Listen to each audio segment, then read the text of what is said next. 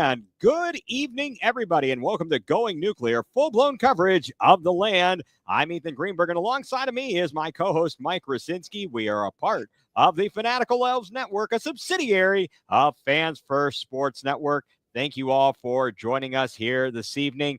Mike, how are you doing tonight? Post a great Cavs victory and sweep last night, post the NFL draft, post everything else going on in life. Yeah, doing well. I mean, for a sports week, it was pretty good. We had the Guardians playing. They had a weird week. We had the Browns drafting. They had a weird draft. And then you had the Cavs who had some weird games, some good and some bad in all of that list. But overall, yeah, exciting. So it ran the full gamut. We ran the full gamut from great blowout wins to confusing drafts to 3-game losing streak. So the full gamut, but it's a lot to talk about. That's for sure. Yeah, it absolutely is. I think we should. Let's start on a good note. What do you say we let them know? Let's do it. Let's let them know. Let's get right out of the gate on a happy note. The Cavs just emasculated the Heat last night. 138-83. I mean, wow. Yeah, what a fun game to watch, too. I mean, it was over with about 5 minutes into the game, I would say, but it was still such an entertaining game to watch, to see them just like decimate the Heat and just to see how the Heat like mentally were not there and they just crumbled. They were done. I mean, the guys at halftime on TNT were just ripping them. Yeah, and it's fun. We've been ripped so many times as Cleveland sports fans. It's kind of nice when the shoe's on the other foot. Oh, 100%. I mean, the Cavs came out of the gates with a goal in mind to finish it last night. The Heat essentially, they had a pretty good game. One wasn't bad. Game two, they fought hard.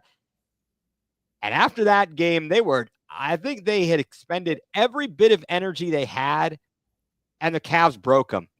They gave them everything they had, and then the Cavs came out game three and just shut that idea down. They got down a bit, like a few points early, started off a little bit slow, but then they hit the Cavalanche. And Miami had no response. And I think that's kind of what we had hoped would happen because of the difference between the two teams. And the Cavs did exactly what they were supposed to do. A good team just closing out the bad team in convincing fashion. Yeah, and what was nice to see was they did that on the road, and they did it without Garland. Yeah. So they overcame a little bit of adversity and just had the mindset of a champion, really, and just took it to them. And really what was surprising, I mean, I think everybody's going to talk about the offensive performance, 120 plus points in every game. But you see how they played defense? And I think that's what really turned games 3 and 4 around. Oh, the defense was tremendous last night. It was swarming everywhere. I mean, everybody is talking about it. The opening possession for Miami, Jared Allen gets a steal. He had 6 steals in the game, all in the first half. And that set the tone for everything. I'll tell you what, Mike, it was kind of funny. I was ready to watch the game, but I was like, I was away last weekend in Cleveland watching, at the draft event at the stadium, and Emily got home from work. I was like, okay, well, let's watch our program.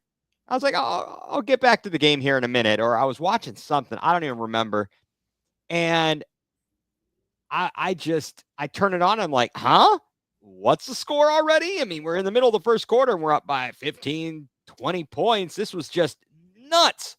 What they were doing, the effort, that was fantastic. That's the kind of thing I've been looking for and waiting to see in recent times.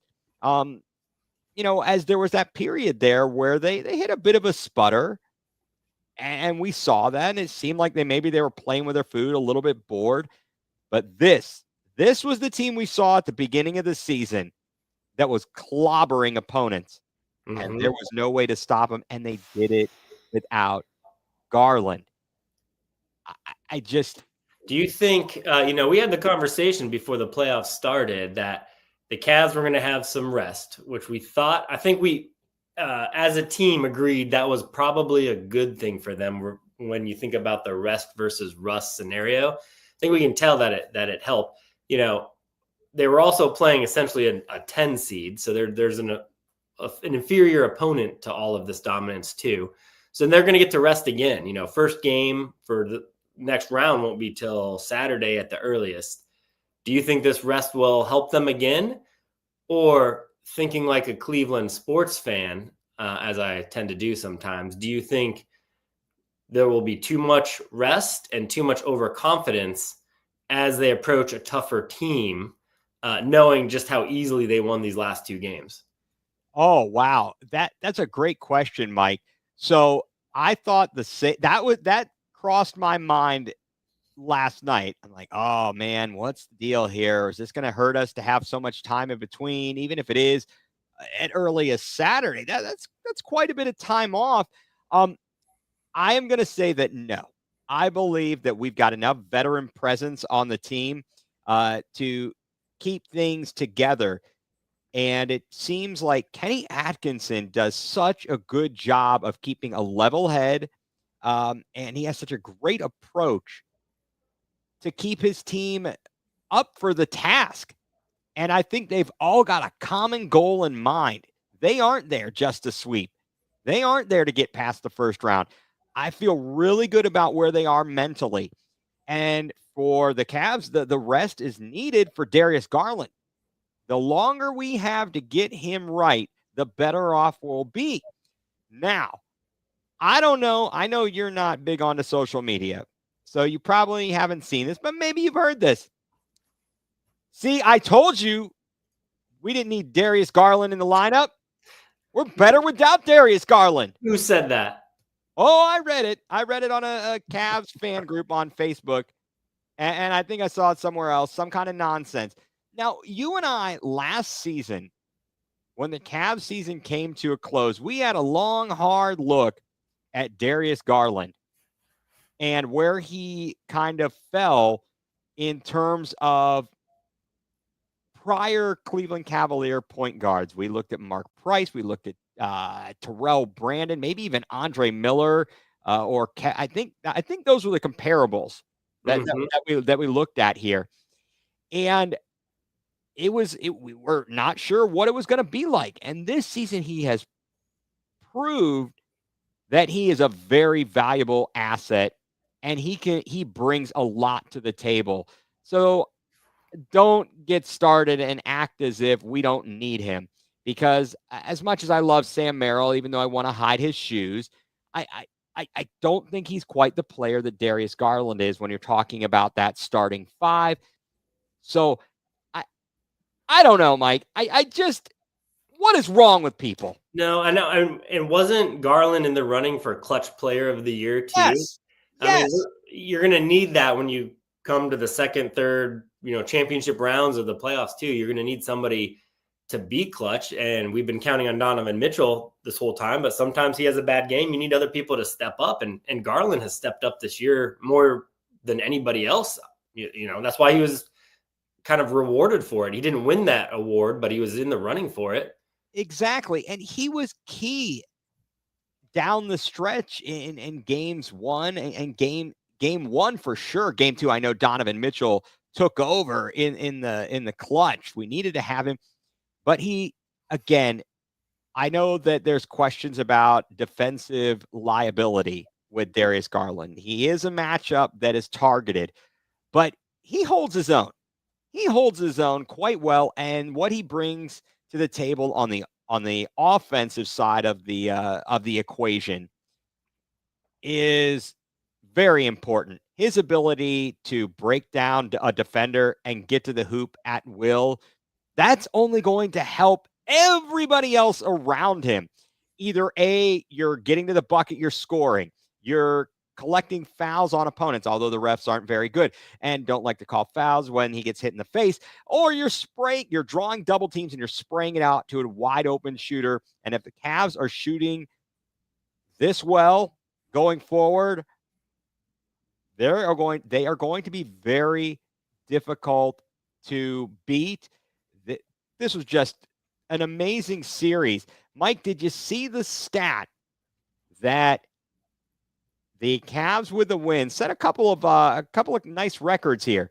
The record for the largest point differential in a playoff series, 100 plus 122, the point differential in the series, Cavs favor.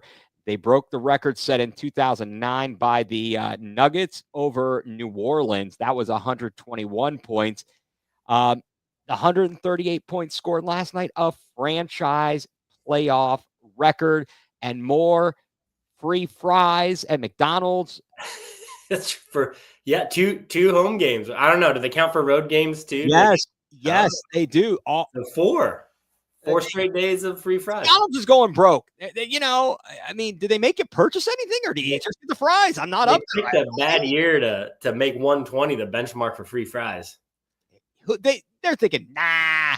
It's like when Mike Fratello was the coach, they're like, they're not even getting the $2 off or the $1 off. They're. I mean, what was the stats? Like they mentioned it during the season. I have to look it up that they broke 120 points last year, like maybe 10 times or something like that. And they did it like more. Well, they averaged more than 120 points this game. They did it like 60 to 70 times this year. It's incredible. Yeah, unreal what this team became this season. And again, it's still miraculous with the very few changes they made. Yeah. I mean, it was the coach, and halfway through the season, they swapped out Niang and LeVert and brought in DeAndre Hunter. And, granted, we also talk about Ty Jerome being in the fold as well. But they're like, okay, this is where we were last year. Okay, we're gonna keep it together. We're gonna give it the old college try, run it back, change the person setting it up, and they're like, sky's the limit. And don't discount just a year of growth together, that they're playing the same cores playing together again, which I think accounts for a lot too. It really does. Knowing where I'm sure if we talk to some of our, folks that we know who've played basketball at college or professional level would talk about where do shooters like to receive a pass? Because it's important. It's important to know those kinds of things so that they can get off the quick release, the catch and shoot, a Max Strus type of player, a Sam Merrill type of guy. I mean, those are very important things to know. And like you said, by being together just an additional year, that helps even further. And the emergence of Evan Mobley on the offensive end has been incredible. He wins Defensive Player of the Year. And he's going to be amongst the top defenders. Arguably, he won it because Wembanyama went down for the season after the All-Star break, but I'm not going to take that away from him. Oh. It's still very, very excellent defense no matter what. And then for him to grow his offensive game as much as he has, working tirelessly to get a consistent three-point shot, it's so impressive. I don't know if that comes from the coaching staff, if that's on him as a person to put in the work. I don't know. I mean, what do you think about the growth of Evan Mobley? Yeah, I was just, as you're talking about him, I wanted to look up the 3-point different, 3-point percentage and how it grew from last year to this year. So he shot 37% on threes this year during the regular season. And he was attempting 3.2 per game. So it's not like he was just, 1 a game, 0.5 a game. And then if you actually look at the postseason, it's 47%. So he's keeping it up under pressure. And then just real quick, I wanted to go to last year. Right. And last year he shot, he actually shot 37%, but he was only taking 1.2 per game. So he's tripled what he took per game, and he upped his average by 10%. So, I mean, like you said, the key to him is really how he grew on defense, and that's, defensive player of the year. That's huge, but it can't be overlooked how he improved on offense, and opening up that 3-point shot and actually making it a legit threat, I think has opened up some driving lanes for him too. And it has really, really helped. And it has to be, I'm guessing, just, growth of the player from getting older, wiser, smarter. But I'm sure it has to be with the off-season work he's put in as well.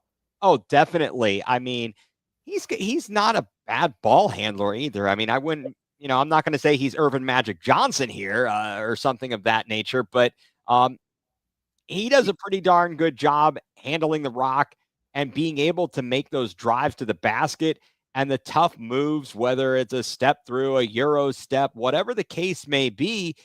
He has really developed his game.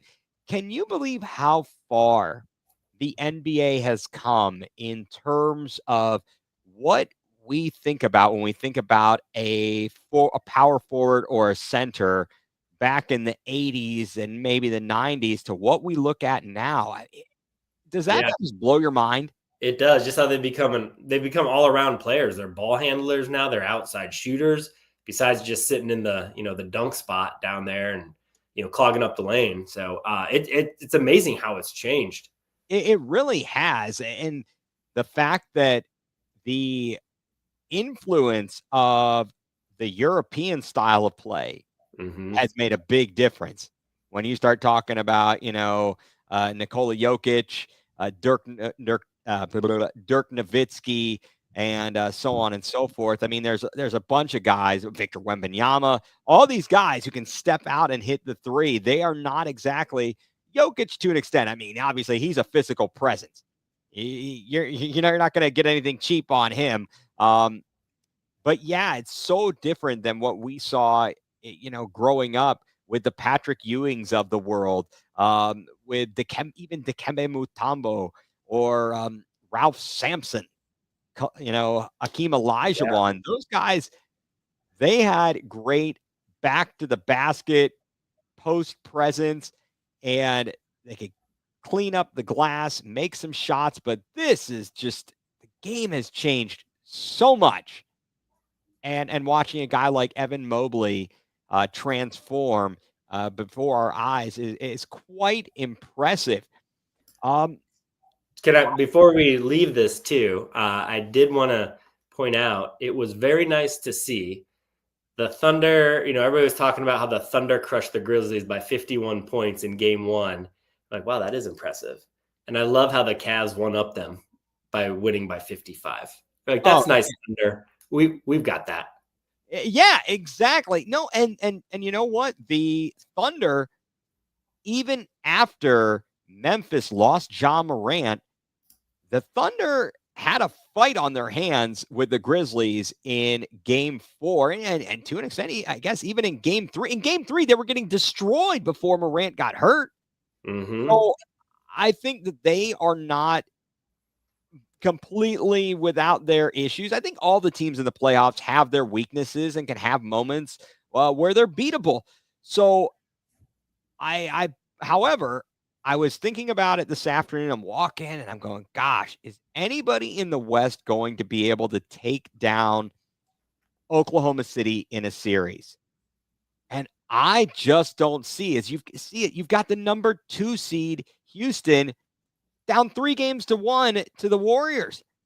I mean, I know that in the West, a lot of those seeds were very close, but the Warriors had to go to the play-in. Yeah. It's kind of crazy. The Lakers, this is kind of what I expected. I know they got the 3 seed, but I just think that from top to bottom, there's not enough on that roster. It's Luka and LeBron. Yeah. And who else can you count on every night? I mean, Austin Reeves is a nice player, and Rui Hachimura, he's a good player, but I don't know. I mean, you're right. Like, even if you looked at the regular season standings, the Thunder won the Western Conference by 16 games. And then between the 2 and the 8 seed, it was only a 4-game split. Right. It's a lot more even in the East, where the Cavs only won up by 3 over Boston, And then only there were, New York, Indiana, and Milwaukee were separated by 3 games as well. It's a much tighter bunch. It was, so yeah, you're right. I don't know who's gonna beat Oklahoma City to come out of the West or even really give them much of a run. Yeah, it's got. I just don't know, but styles make fights. We'll see who comes out of these series. Of course, the Clippers and the Nuggets still battling it out, and that could be one because now the Clippers and the Nuggets, that is the 4-5 right there. Mm-hmm. Am I correct on that, Mike? Yep. I Yep. just don't want to completely shoot from the hip. Yeah, they are, but whoever comes out of that is going to be have their work cut out for them. They are going to be tired. I don't know who is best suited to play against the Thunder. I would think the Nuggets would be the better team to play against them, but you never know.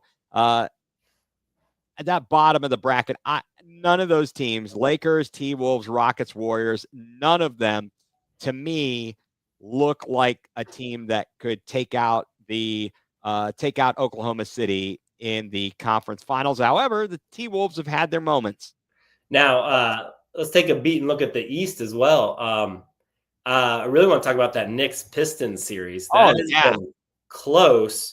And arguably the Pistons got robbed in that last game, that 94-93 game, where the refs admitted they missed a call that should have resulted in 3 free throws. So that's infuriating. I feel bad for JB. He's really done a lot with that team. I like to see them give New York a run.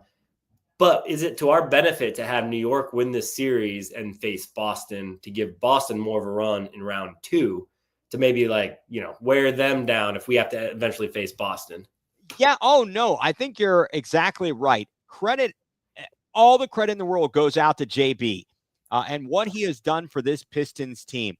I don't know ultimately in the end how far he can take this team, but he's doing exactly what he did in Cleveland. Now he's doing it in Detroit. He's taking a young team and he is getting the most out of them. So we shall see how this all goes.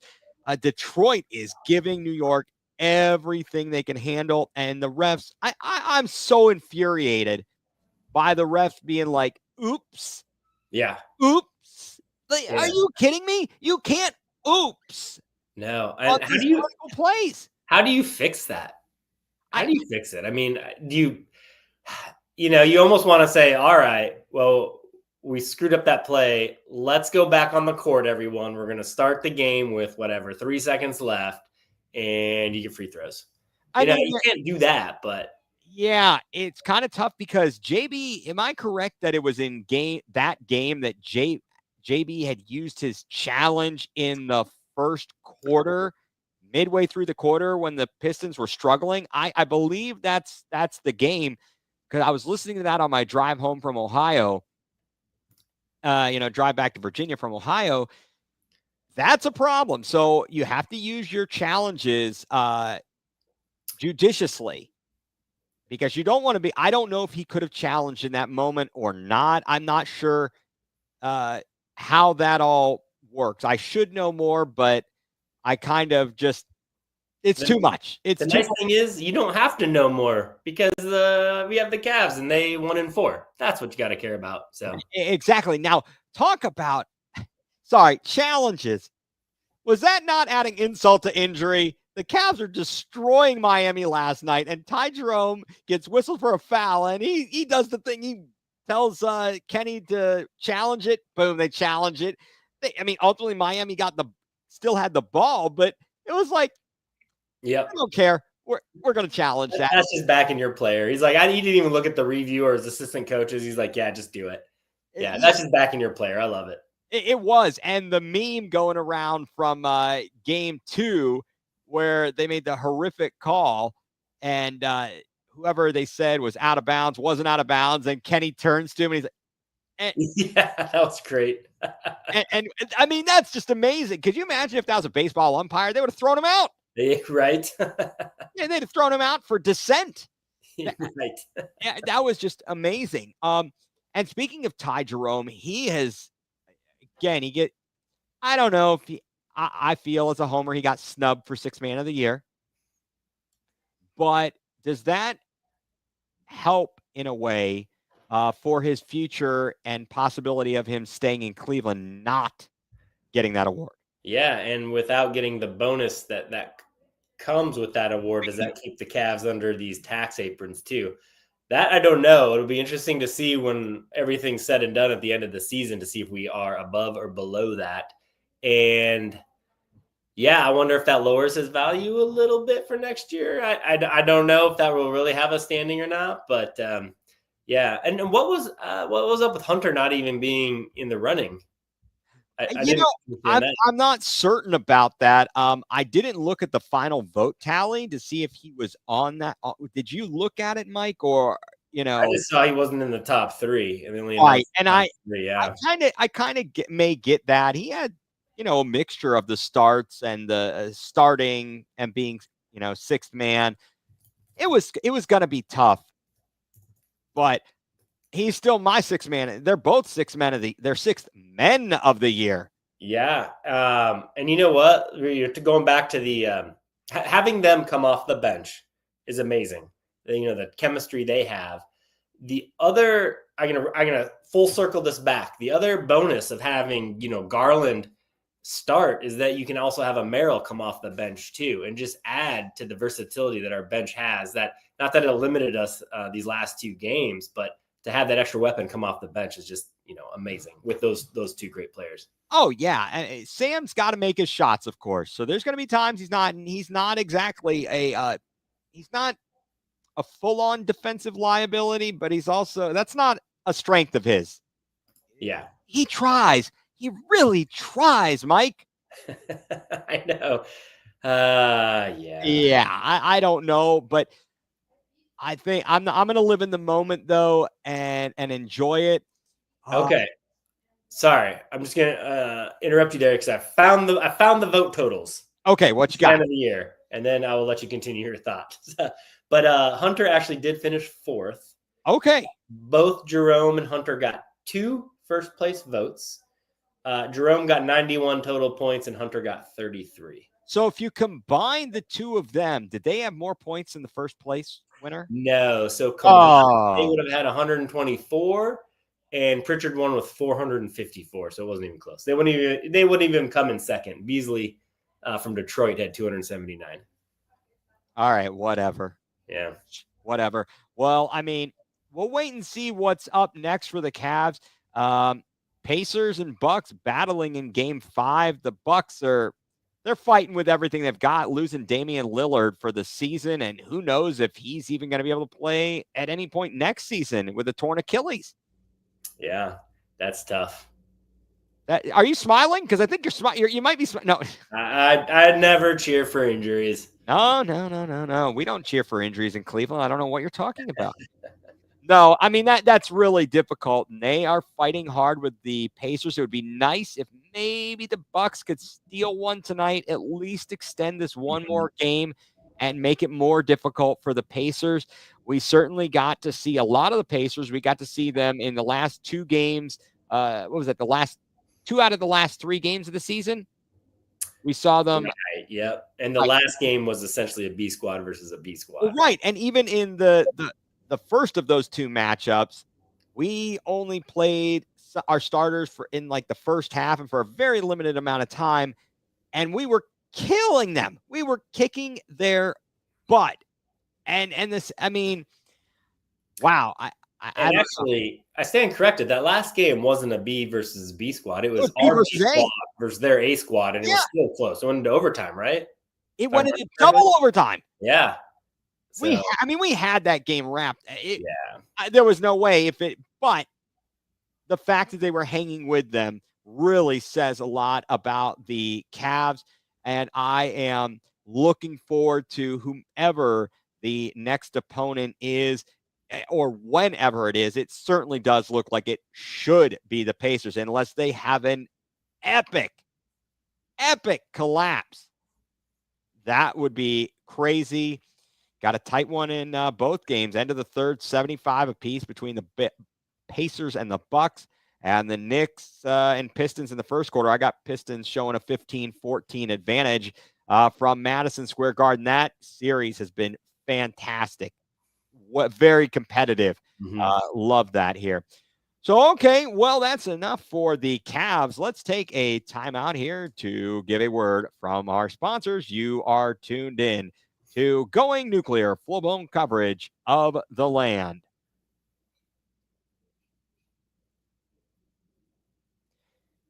And welcome back, everybody, to Going nuCLEar, full-blown coverage of the land. Ethan Greenberg here with Mike Rasinski, part of the Fanatical Elves Network, a subsidiary of Fans First Sports Network. Let's talk a little bit here, and I guess actually, I'm going to have to change this. I still have For the Land, and they went to guards ball. But what is guards ball, Mike? What is guards ball? That is playing smart baseball. If I had to just sum it up, Okay, I mean, is it playing ethical baseball? Isn't that what Jared Allen said about how the Cavs were playing? We play ethical basketball. You remember that earlier in the season? I hope they're always playing ethical ball. All I the think it time. And was. like, I have to think about that one. How do you play unethical ball? Does that just mean you cheat? You're Dylan Brooks or Draymond Green Yeah, or I guess so.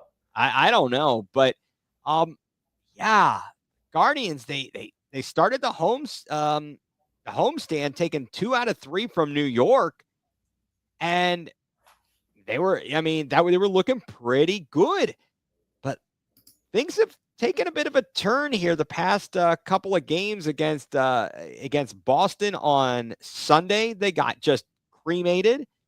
And last night, another annihilation at the hands of the Twins. Gavin Williams, 2 innings, 7 hits, 4 earned runs, 2 strikeouts, and 2 walks. I'm the one who always panics pretty quickly. We're only 2.5 games out of first place. What is your level of concern on the panic meter? All right, I'm going to try to take the big picture here. I Okay. am a Cleveland sports fan, so obviously I'm a pessimist, and Right. we always think the worst is going to happen. Yes. However, we are 15 and 13, 2 games above 500, 2.5 games out, not only for first place in the Central, but 2.5 games out of the best record in the American League. We have a run differential right now of minus 28. Wow. Yet we're 2 games over 500.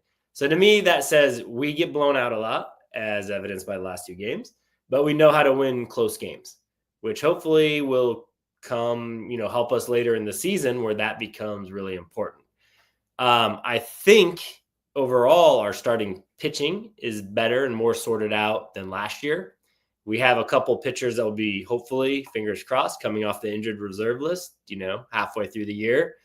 And then our team usually is a slow hitting team in April. They're like the Carlos Santana of April. The whole Guardians are. And we usually see them, at least during the Francona years. And last year was quite an anomaly, but, come alive in about June. They always had a sub 500 record in April, like always under the Francona years. And we're actually going to come out of April with a winning record this year. And then they usually come alive about June. So I'm going to hold off on pushing the panic button yet. Okay. I like that outlook.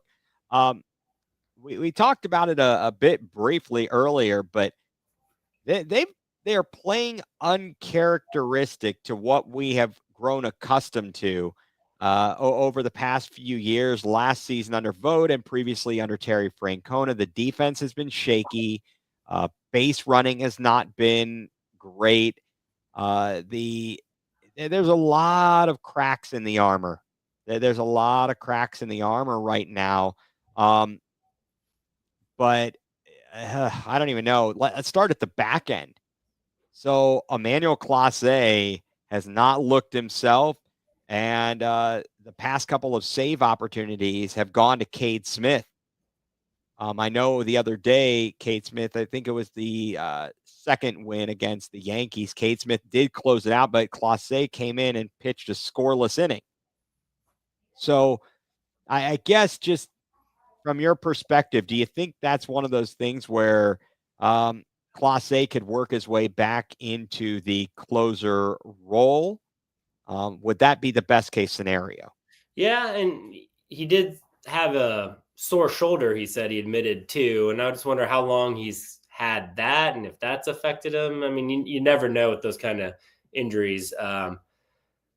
So he took some time off, rested, came back that last game, like you said, and looked pretty good again. So I think he's got the mental makeup to overcome this. And then once he gets over this injury, figures out whatever mechanical thing may be wrong, I think he'll be fine. I think it's way too early to panic on him yet too. And it is. I mean, it's still April. It's still so early. If this were happening at the end of the year, kind of like it did in the playoffs for him, yeah, I'd be worried. But I guess I'm happy it's happening in April, where he still has time to figure it out. So I'm not worried.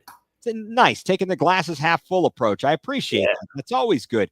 That's because we started talking about the Cavs first, so it got me happy. Okay. I like that. I do like that approach. We can do the a compliment sandwich. Yeah, and then we'll talk about the Browns eventually, and then I'll get sad again. Okay. Well, okay, come on, we got to be positive. We'll get to that in a moment.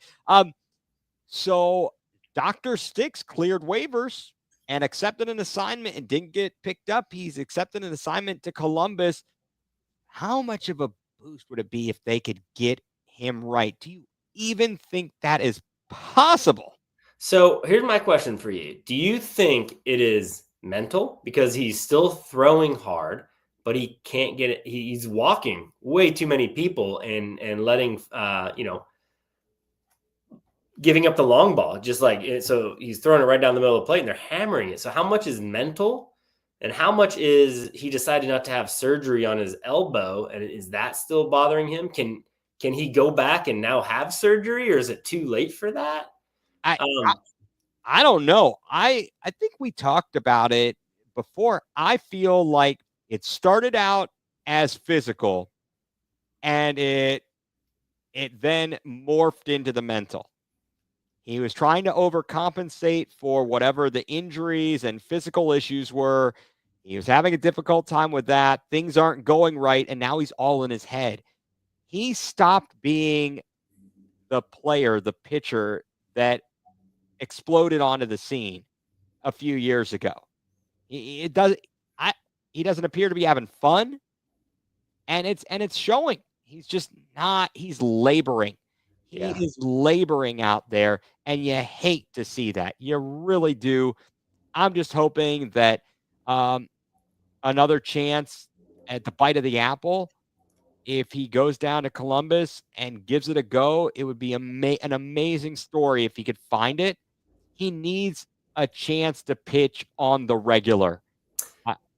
Yeah, he does. And, we saw Logan Allen do that too. He and Tristan were sent down last year, never really made it back to the team.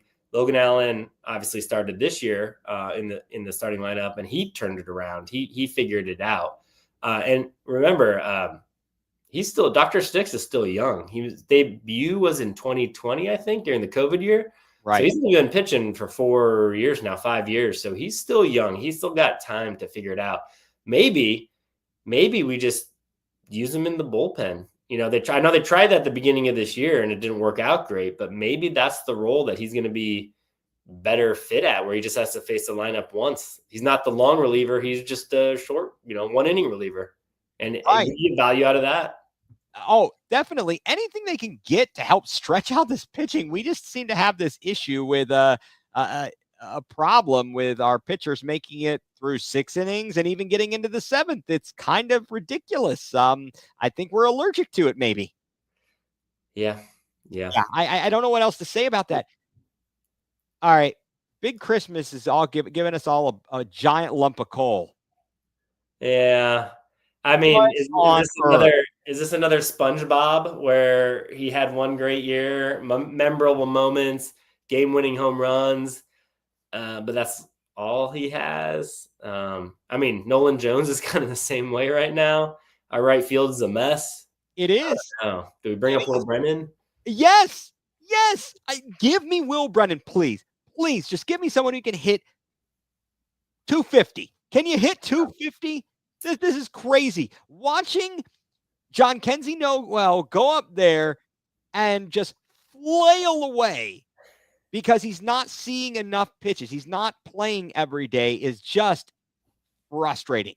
Yeah. To not have him. Now, what's the story? Is Chase DeLauder he's a possibility out there, is he not? As well, is my I think he's hurt. serving I correctly? He was injured, Yep. but isn't that does he not also play in the outfield?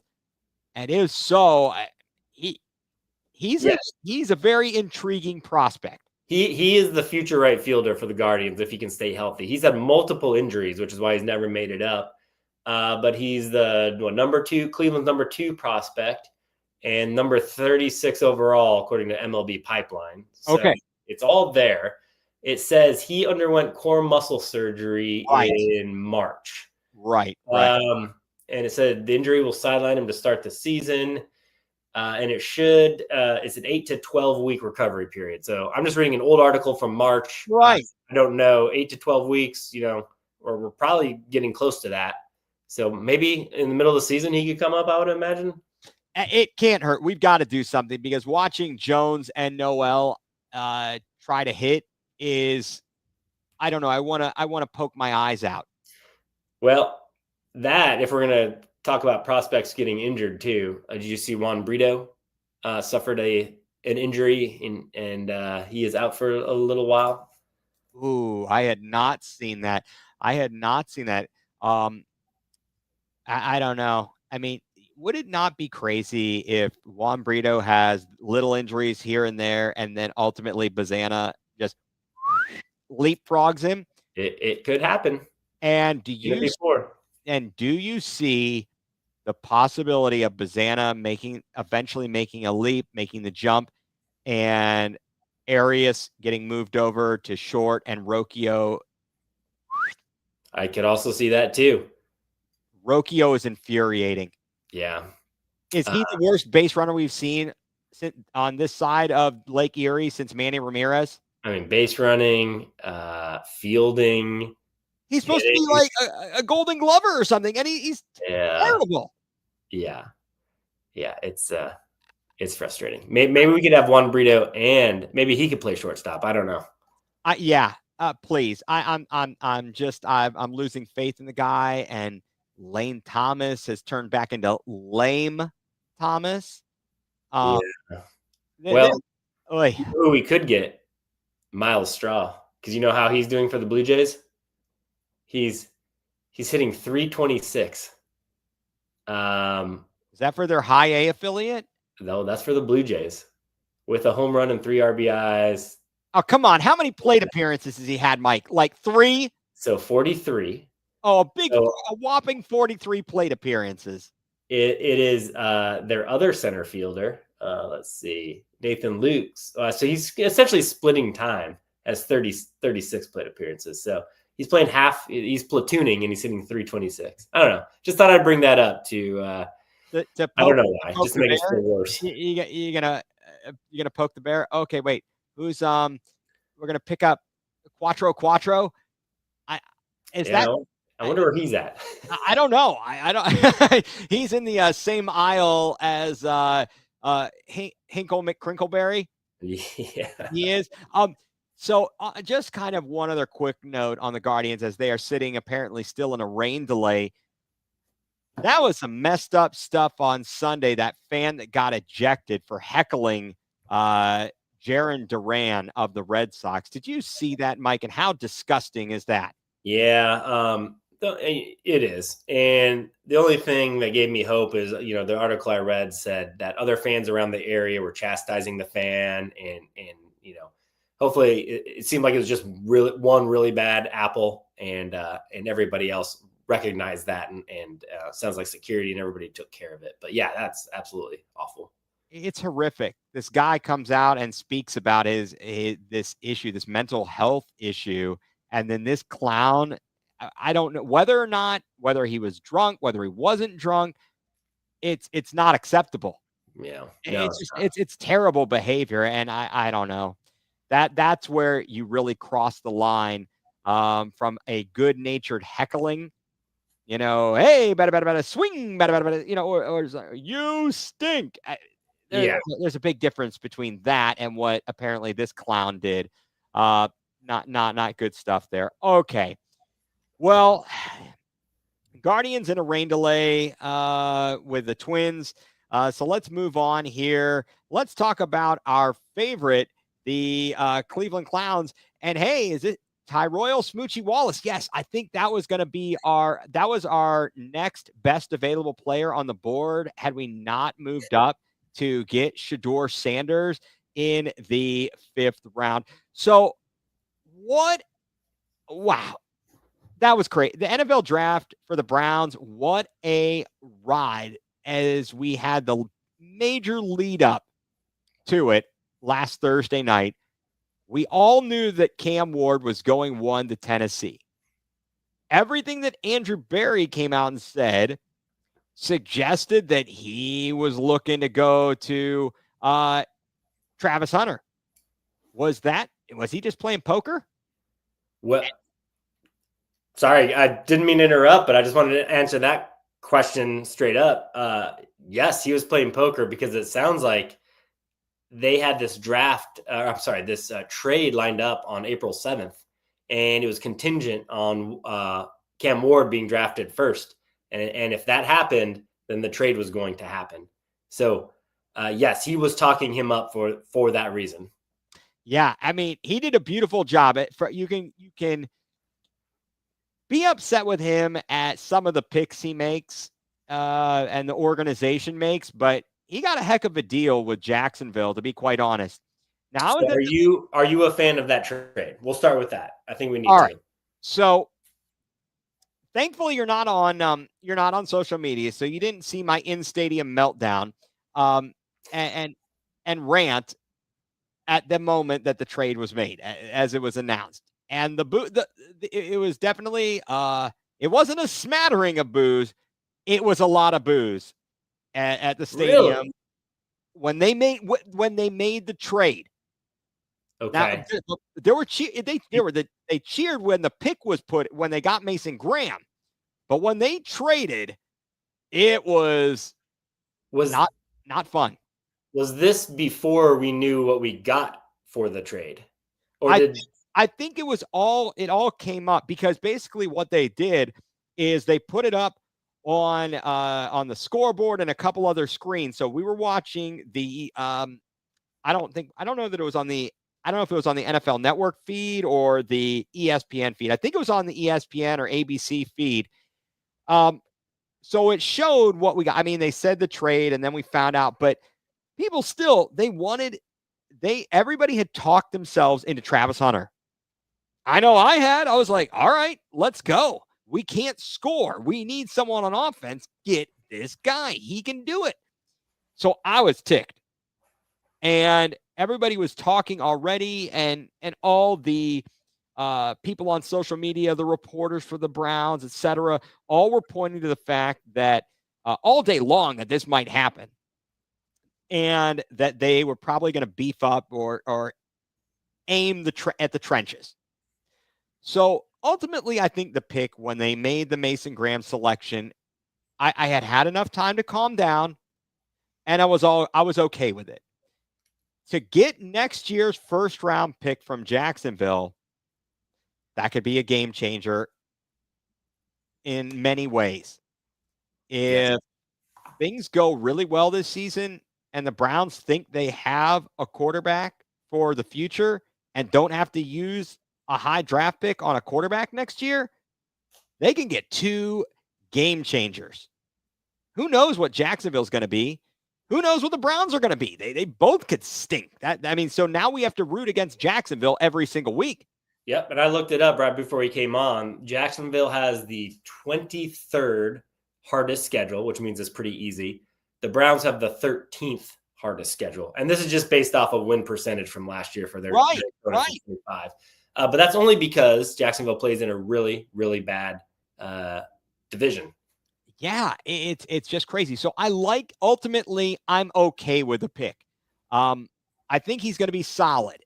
The question is he going to be, with the position he was drafted in, he needs to be great. Mason Graham doesn't need to be solid. He needs to be great. And if he does that, it will open up so much for Myles Garrett, and it will help ultimately. Then it's going to help the defensive backfield, because if you can get any kind of pressure on the opposing quarterback on a consistent basis, if you can shut down the run and force them into passing situations, it makes life so much easier for everybody else. So, hey, I'm certainly hoping for the best. And I know that there's a lot of theories about hope in one hand and, something else in the other, and see which one fills up first. But I'm not bad. What do you think about the move and the pick there? So I love it. I absolutely love it, because Travis Hunter, is he going to be a generational can't miss prospect? I don't know. Everybody says so, but a lot of times you're wrong on people are wrong on these as well. I mean, how many people said Shore Sanders was going to go into the 5th round? Like we just don't know. So to only drop back 3 spots to get a second number 2, like a high 2nd round pick, and next year's first, like you talked about, I thought was phenomenal. And then you build in the trenches, which is what you have to do. They're not sexy picks, but you have to build in on the lines to build a solid core and to have that team. So I loved it. I also love that we picked 2 defensive players as our first 2 picks as well. I know we didn't score any points on offense last year. So maybe instead of trying to overhaul the offense, which we need to do, but let's focus on defense and win through defense, because that is a legit way to build a team, is get that defense going, make it solid, make that your identity, which they did 2 years ago. And it also makes it easier for the offense if you can do that as well. Right. They have to complement each other. And actually, I would say that by returning to the Stefanski offense, 2 tight ends. Oh, what did we do? Oh, we drafted a tight end. A really good one, Harold Fannin Jr. In the 3rd round. So you put in Harold Fannin and David Njoku. That's pretty fearsome. That's a potentially very good duo. Oh, what's this? We're going to rebuild the running back room. Quinshon Judkins with that pick that we got from the Jags. Hello, I like that pick, and I don't think that's because I'm a Buckeye honk. And Dylan Sampson, he did phenomenal at Tennessee. And then we don't know what the rest of the room is going to be like. We'll get back to the running back room in a moment. But you say, okay, whoever the quarterback is, they are going to be a play action offense. They're not looking for big shots, although a guy like Flacco we obviously have seen, can throw the long ball. I know that wide receiver has not been a strength, but you know what? I kind of was thinking about it. I'm like, Andrew Berry sucks at drafting wide receivers, so maybe it was better off that he didn't draft any wide receivers. And we go out and we get Deontay Johnson on the cheap. Yeah. Look, it's low risk. We're not paying him a lot. And I think you can cut him if he becomes a problem. Yeah. I also saw that side note, Baltimore will not get a compensatory pick. Yes. We signed him. So I wonder if we signed him just to screw with Baltimore, which that'd be beautiful. And we used the unrestricted free agent tender on Elijah Moore. What if Elijah Moore comes back? So now you're talking a wide receiver room. It doesn't make you go, if you're a defense, but Jerry Jeudy, Elijah Moore, who actually looked good when there was competent quarterback play, and Deontay Johnson to go along with Fannin, Njoku, and then you throw in the guys in the backfield, Judkins or Sampson. I got to be honest. I want Ford out. Have I driven that Ford into the, driven the wheels off of it? Bye. Go away. Please bring back Nick Chubb. So here's my question for you, though. If we're going to talk running backs real quick, and then to get into the elephant in the room, the quarterback situation. But do you think they could have used that Dylan Sampson pick to address another position of need, knowing that, Judkins is going to be the premier back. And then you could either have Ford or you bring back Chubb to be the trade-in back, the third down back, the second back. Did we need 2 rookies to fill that role when we already had or could have had that filled by other means? That is a very good question, Mike.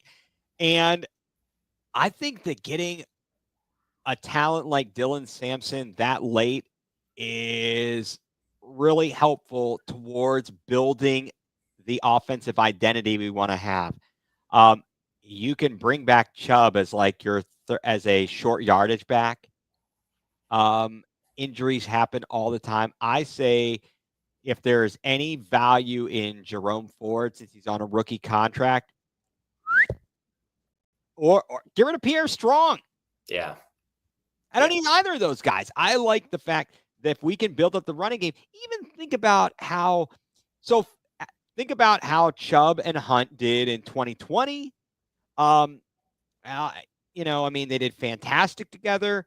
Then 2020, I don't know. But when they've had a good running game, they become very difficult to deal with. Look at even that season under Mike Pettine's first season when they were playing well. They had, and correct me if I'm wrong, that was the year we had Isaiah Crowell and Terrence West. Yeah. I mean, having a good backfield and a smash and dash and fresh bodies and the ability to use the play action effectively is so important. Go ahead. Metcalf and Mack. Oh, how about Mack and Biner? Come on now. There you go. Yeah. Mack and Biner, Metcalf up the middle was ridiculous. I love Metcalf up the middle.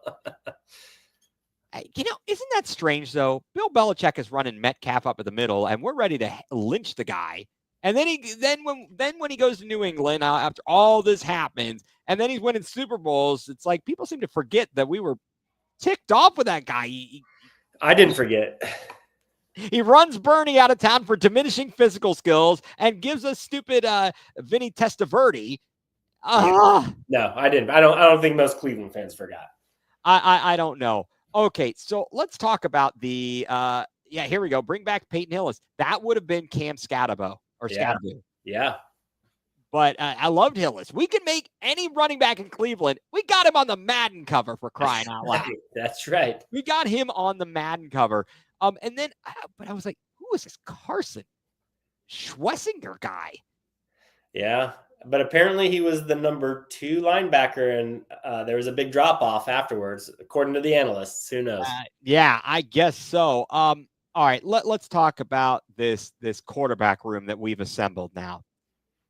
We make that trade for what is it? We give up DTR and a 5th rounder to get Kenny Pickett. And then we bring back Joe Flacco. So now we've got Flacco and Pickett heading into the draft last week. And we're all sitting there going, okay, it's at some point they're going to take a flyer on somebody.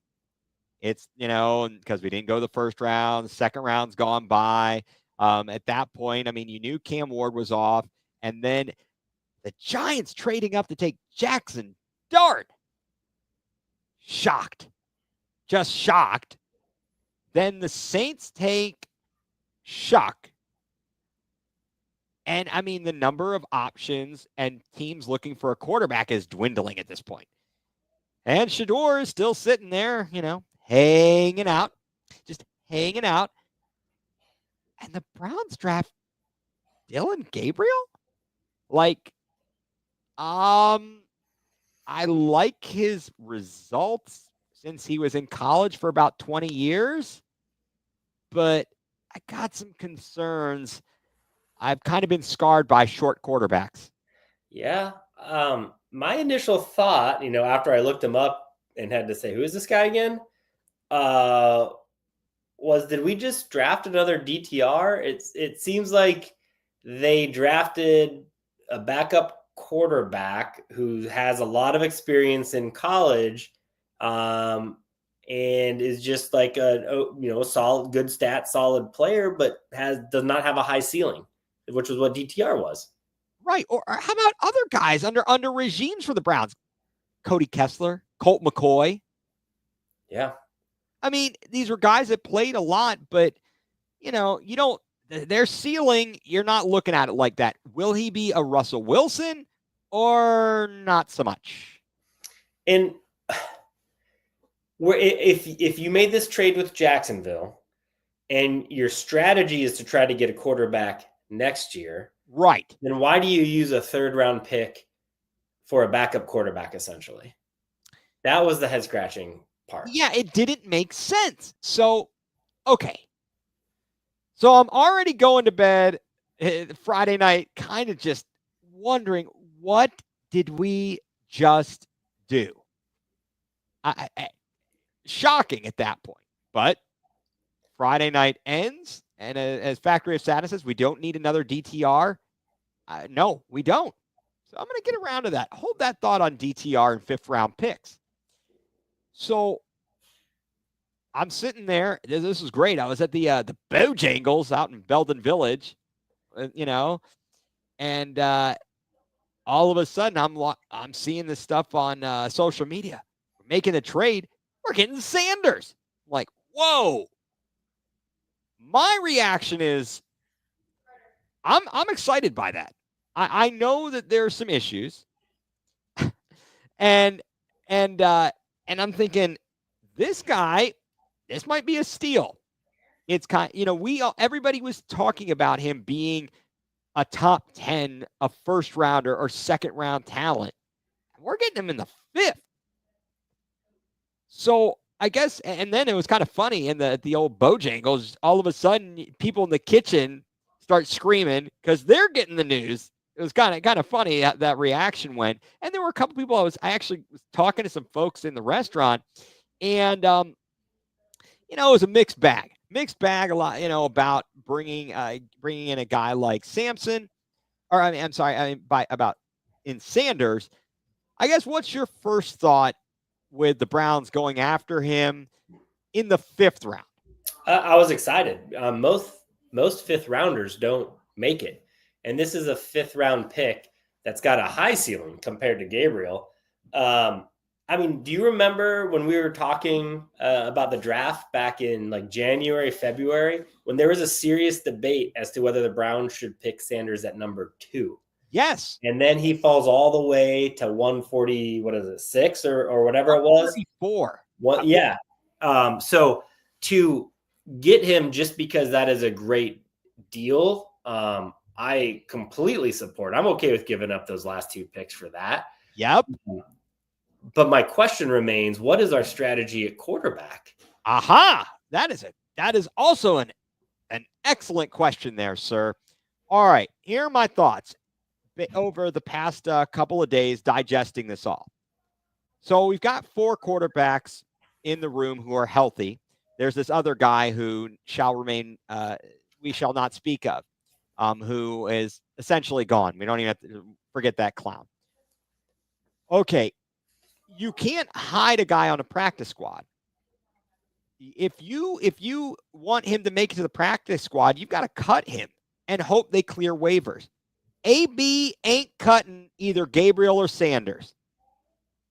We're going to take a chance on these guys because either one of them could be the future and prevent us from having to draft a quarterback next season. We know that Flacco is not the long-term answer. Maybe there's some thought that Pickett could be, but I think his ceiling is not that high, to be quite honest.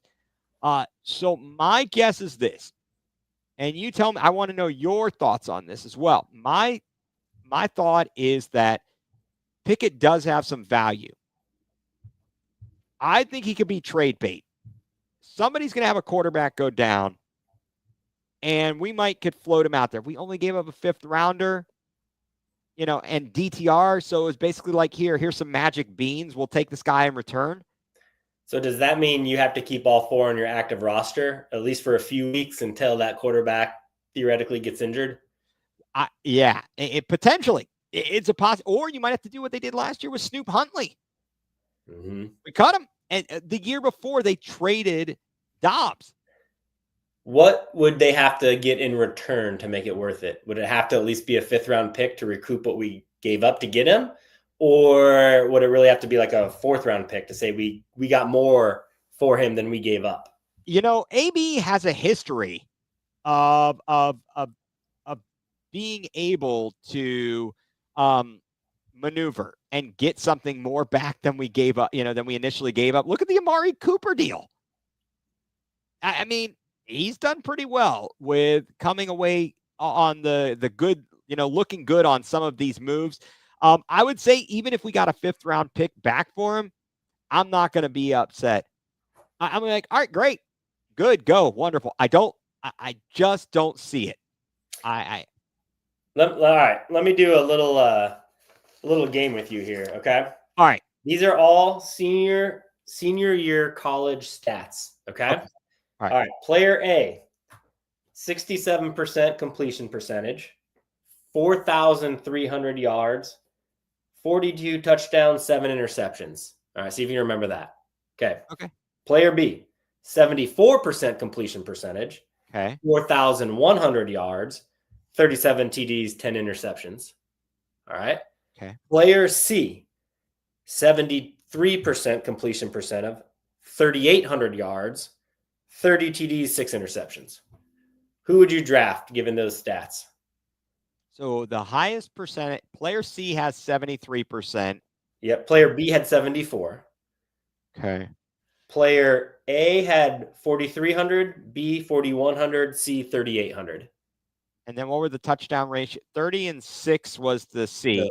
So we had A 42 and 7, B 37 and 10, C 30 and 6. Wow, I like the highest completion percentage. Okay, so you're going player B, 74%, and he had the second most yards, 4,100, and a 4-to-1 touchdown to interception ratio. Yep. I like that. I like the percentage. Okay, that's Shedeur Sanders.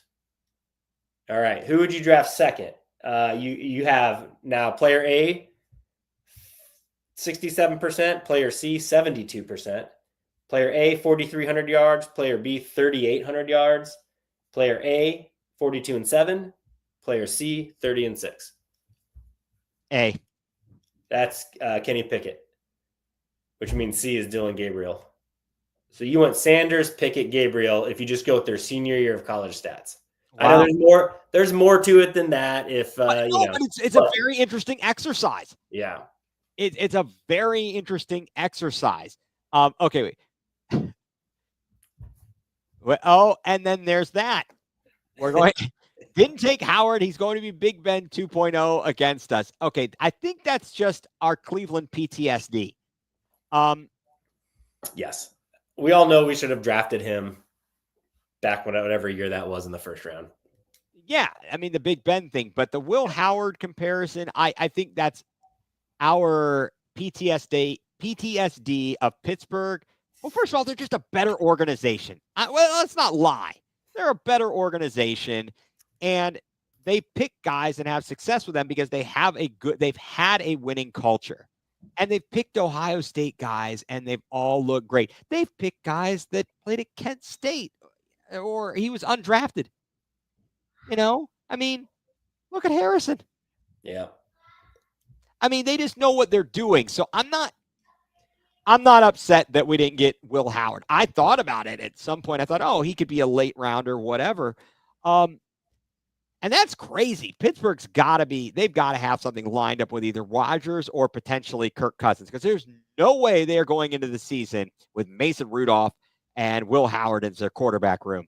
And I'm fine with that, because that just means they're going to be mediocre once again. And that's not their long-term answer. No, I am kind of upset that they got Jack Sawyer, though. Yeah. I was like, dang it. He's one of those guys. He's a football guy. He's a football guy, and I could see him being pretty darn good. So I guess at the end of the day, what do you think the quarterback room is going to look like, for the Browns come week 1? Yeah. I don't know. It's obviously the Browns like Gabriel more than they like Sanders, or they probably would have drafted Sanders ahead of him.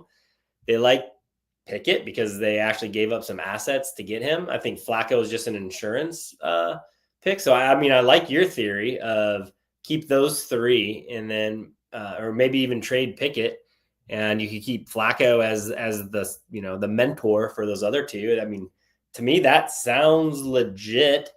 Unless they kind of want to see if Pickett's got they may very well want to do that. I think though that it might turn into Milton from Office Space. All the fans are going to turn into Milton. If they got rid of Flacco and kept Kenny Pickett as your week 1 starter over Flacco and he's gone, I think that the last straw. I'm gonna burn Huntington Bakefield down. The last straw. It would not be pretty there. Let's hope that the rookies show something in training camp and step up. Because again, I think ideally you're hoping that one of those guys shows out and you're like, we got it. Next year, we've got 2 first-round picks and do not have to draft a quarterback because we've got our guy. The Shedeur Sanders falling thing, it certainly appears it was not as much as skills, so much as it was the personality and how things were approached in the lead up to the draft. And I hope he's been humbled. Yeah. And I mean, Lance last week said that was his guy. He's very confident in him. And he's a football guy. He knows what he's talking about. Lance also said his guy was Mason Graham. He said he was his top rated guy. Yeah, that's right. And then he said Shedeur was his top rated quarterback. He had a lot of, he was high on Fannin as well. Yeah. I think, I know that, look, it all depends. You never know what's going to happen. It's a real crapshoot, but I'm not upset. Overall, I'm pretty pleased with the results of the draft. No. And I think that the Browns, if it doesn't work out, it's low risk on the draft pick of Shedeur. If he doesn't work out, it's a 5th round pick, but we know Barry likes his picks. So unless they completely flame out, they're going to get some time, both he and Gabriel. Yeah, I mean, that's true. According to CBS Sports, the Browns ranked 31 out of 32 teams on their draft. And according to The Athletic, the Browns ranked 32 out of 32 on their draft. So we'll see how it plays out. I do wonder, how do analysts get it so wrong, for something like Shedeur? Because everybody had him in the 1st or 2nd round. That's crazy. I think what it is Mel Kiper was on with the fellas at ESPN Cleveland this morning. And some of those things that we're finding out about now with these meetings and how they went, they don't know about all that in the so they are basing it solely on the product on the field. Yeah, there might be a lot of L's in Cleveland. Sadly. So they are only going based upon what the film says, and that's where they had to rank. So that's why he's such a good value as a 5th rounder. And he's got to earn it out there. He's got to go and earn it out there. The Deontay Johnson thing, I'm not. It's like a less talented Josh Gordon. Yeah. Oh, yeah. He definitely less talented than that, but we've seen he can do it. We've seen he can be a pretty darn good player.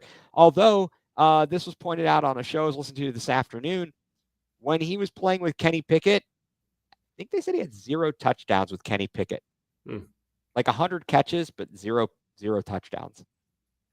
Interesting. That doesn't sound good. And the craziness of the prank calls. Yeah. Jeff Ulbrich. I mean, first of all, I've got what these kids said was not such a big deal. I think I'm more upset that there was a lack of security and these coaches, they didn't have a better means to protect this information. I can be honest with you. I'm not concerned about this at all. All right. So, I mean, okay. Coach had a phone number.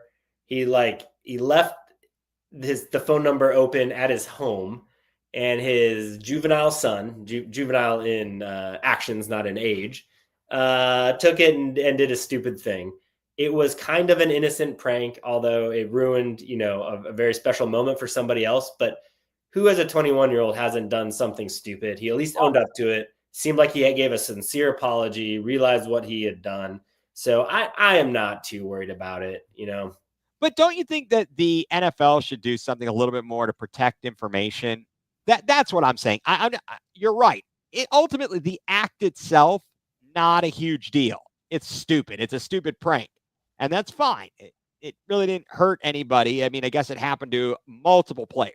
As it's coming out. I guess I'm just saying, like, I feel like the company you work for has you like going through 5 steps just to get logged in. I can't believe they're like, hey, here you go. And it's just on his email and he leaves it up. It's just kind of crazy. Yeah.